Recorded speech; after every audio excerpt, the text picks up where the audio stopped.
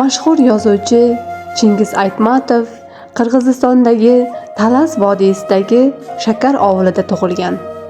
Qirg'iziston Fanlar akademiyasi akademigi Qirg'iziston qishloq xo'jaligi institutini tamomlagan.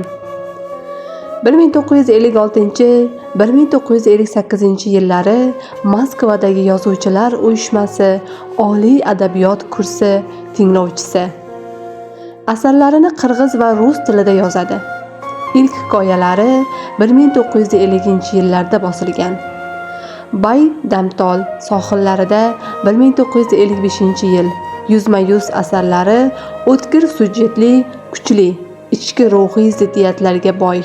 Jamila 1958-yil Sarvaqomat Dilbarim, Bo'tako'z, Birinchi muallim, Momoyer, Somon yo'li, Alvido Gulsari kabi qissalarida muhabbat mavzusi katta ehtiros bilan tarannum etilgan. Chingiz Aytmatovning Tog' va cho'l qissalari turkumiga kirgan asarlari yuksak baholandi.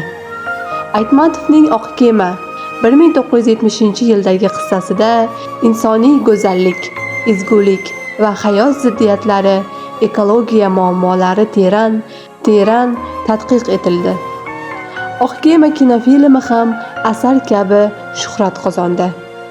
Sohil yoqalab chopayotgan olapar 1977-yil qissasida muhim ma'naviy masalalar, sho'ra davrdagi hayotning mash'um manzaralari o'z ifodasini topgan.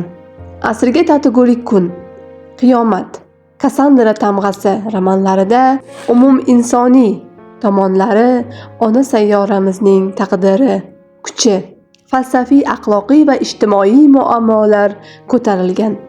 Yozuvchining cho'qqida qolgan ovchining ohuzori Shoxonov bilan hamkorlikda asari ma'naviyatga bag'ishlangan Aytmatov prozasida ruhiyat tahlili, an'anaviy folklor, mifologiya, obrazlik bilan uyg'unlashib ketadi.